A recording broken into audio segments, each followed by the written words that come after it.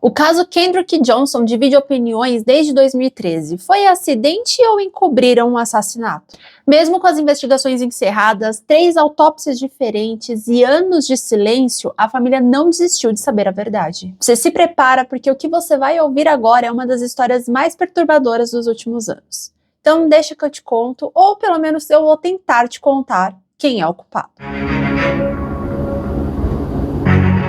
Oi pessoas, eu sou a Bru e o caso de hoje envolve um adolescente saudável que entra no ginásio da escola e nunca mais sai. O corpo foi encontrado dentro de um colchonete e virado de cabeça para baixo.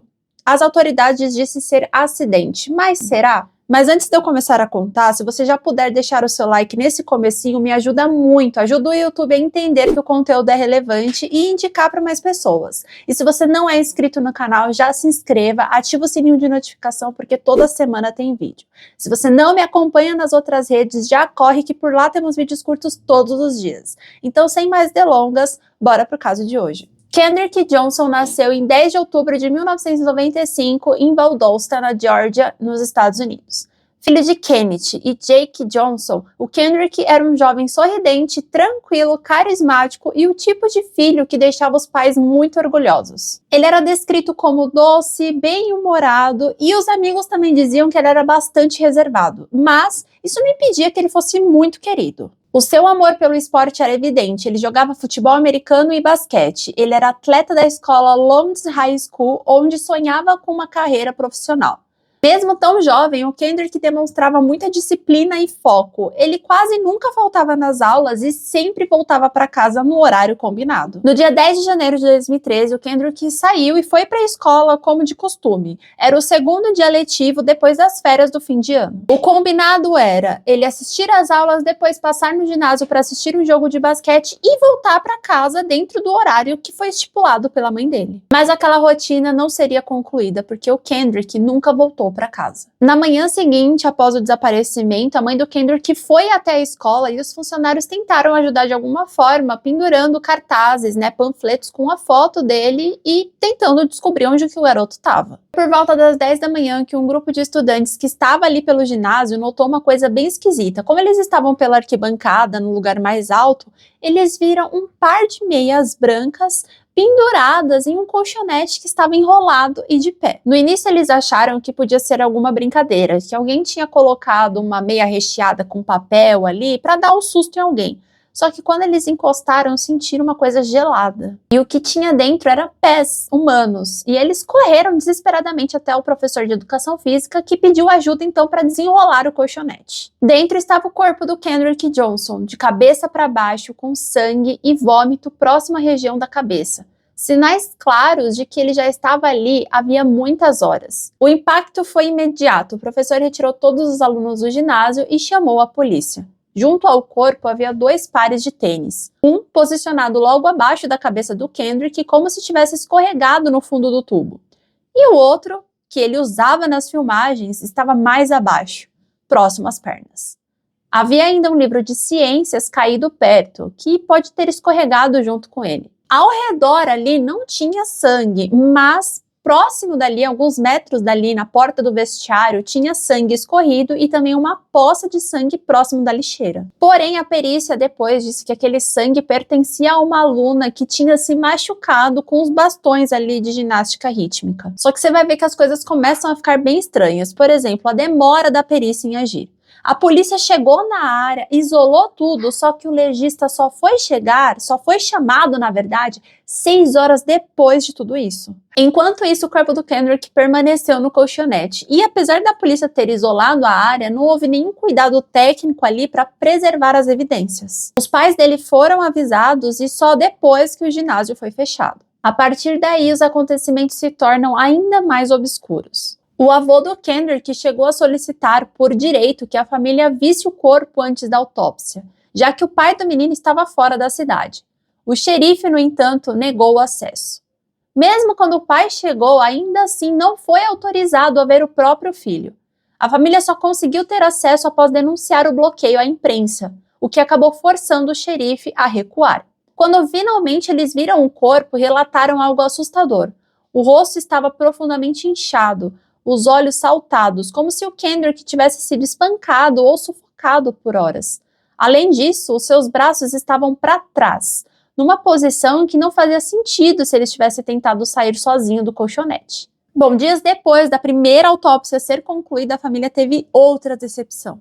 As roupas que foram encontradas junto com o corpo não foram entregues para ele, eles também não receberam nenhuma prova material, nenhuma evidência material, e a única coisa que eles receberam foi um fone de ouvido. Já estava começando a parecer que alguém queria encobrir alguma coisa. Em uma coletiva de imprensa, o xerife do condado declarou que as investigações não encontraram nenhum sinal de crime. A conclusão oficial era de que o Kendrick havia subido no colchonete para tentar pegar um dos tênis, caiu de cabeça e ficou preso, morrendo por asfixia posicional, que é uma condição em que o peso da própria pessoa, do próprio corpo, impede a respiração. A explicação parecia um pouco absurda para a família. O vão no centro do colchonete, ele media de 35 a 36 centímetros de diâmetro. Só que os ombros do Kendrick tinham mais ou menos 48 centímetros de largura. Então a mãe disse que era improvável que ele conseguisse se enfiar ali sozinho. Ainda mais de cabeça para baixo, né? Além disso, de acordo com o laudo da perícia, ele permaneceu preso por ali mais ou menos 21 horas. Então mesmo que ele tivesse caído, era improvável que ninguém escutaria absolutamente nada em um colégio que tinha mais de 3.000 alunos. Determinado a provar que havia algo errado, o pai do Kendrick tentou reproduzir a suposta queda com outro colchonete, colocando-o na posição horizontal. Ele sequer conseguiu passar os ombros pela abertura. Quando tentava inserir a cabeça, ficava travado. A demonstração foi filmada e repercutiu nas redes e na imprensa. A pressão sobre a polícia aumentava, e a família começava a receber apoio da comunidade local. Eles contrataram também um advogado experiente e decidiram buscar uma segunda opinião médica. Só que era só o começo por uma luta por justiça. Em junho do mesmo ano, o corpo do Kendrick foi exumado para uma segunda autópsia, só que dessa vez conduzida pelo legista William Anderson. E foi aí que uma nova leva de questionamentos veio à tona. E esse novo laudo apontou algo diferente. De acordo com Anderson, o Kendrick não morreu por asfixia posicional. A causa da morte seria um traumatismo contuso na região da artéria carótica, próxima à nuca. Uma pancada que poderia ter causado um desmaio instantâneo ou a morte rápida. Para ele, havia indícios de que o Kendrick poderia ter sido golpeado por trás. Mas o choque maior ainda estava por vir, viu? Porque todos os órgãos do Kendrick estavam faltando.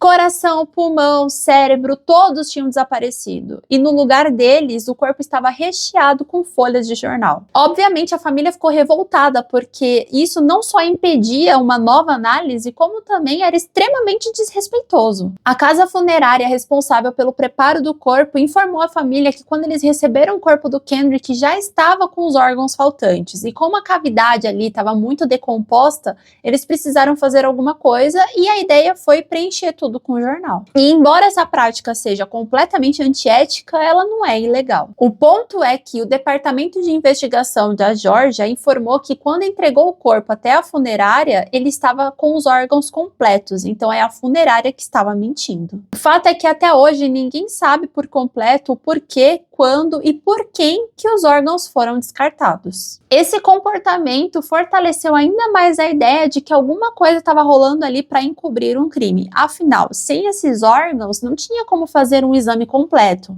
E agora não era mais só sobre a morte do Kendrick, era sobre todas as peças que pareciam ter sido retiradas daquele quebra-cabeça. E a pergunta principal era, quem é que estava por trás de tudo isso? E essas suspeitas começaram a ganhar nomes e rostos, tá? No processo movido pela família Johnson, 2 alunos foram mencionados, o Brian e o Brandon Bell. Segundo as acusações, os irmãos teriam um histórico de desavenças com o Kendrick. E o Brandon, o mais velho, supostamente teria um relacionamento com a garota com quem o Kendrick havia se envolvido meses antes. Uma briga entre os dois, inclusive, teria acontecido ainda em 2011, mas a escola nunca tomou providências. E a história começa a ficar ainda mais bizarra quando foi descoberto que esses irmãos Bells, na verdade, eram filhos de um agente do FBI, o Rick Bell. Inclusive, ele teria agido nos bastidores para proteger os filhos. Ele contratou um advogado que soube orientar muito bem os garotos a não prestarem depoimento para a polícia. Enquanto todos os outros garotos do colégio que estavam ali presentes no ginásio foram entrevistados, o Brian e o Brandon se recusaram. Os celulares e computadores dos garotos foram apreendidos, mas nenhuma prova concreta foi encontrada. O Brandon, inclusive, disse que no momento do desaparecimento ele nem estava na cidade, ele estava em um torneio. E os registros do celular do técnico confirmavam essa versão. Porém, não quer dizer que não tenha contradição, tá? Os registros mostraram que o ônibus que levaria os garotos até o torneio saíam por volta das 4 horas da tarde. Só que o desaparecimento do Kendrick aconteceu por volta da 1 da tarde. Ou seja, ele ainda estava na cidade, só que a polícia achou que não era suspeito e deixou passar para lá. Mas a família do Kendrick não engoliu essa não, tá? Para eles, havia uma rede de proteção entre esses irmãos Bell e o FBI não estava muito interessado em querer ir atrás porque poderia então sujar a imagem de um dos seus agentes. A sensação era que, independentemente do que acontecesse, dos relatos ou do que fosse apresentado, o sistema já teria escolhido um lado. Em 2014, frustrada com a falta de avanços, a família do Kendrick fez um novo apelo à justiça e dessa vez pediram ajuda federal. O Departamento de Justiça dos Estados Unidos abriu uma investigação oficial para reexaminar o caso. Foram meses de coletas de provas, novas entrevistas e análise dos materiais existentes.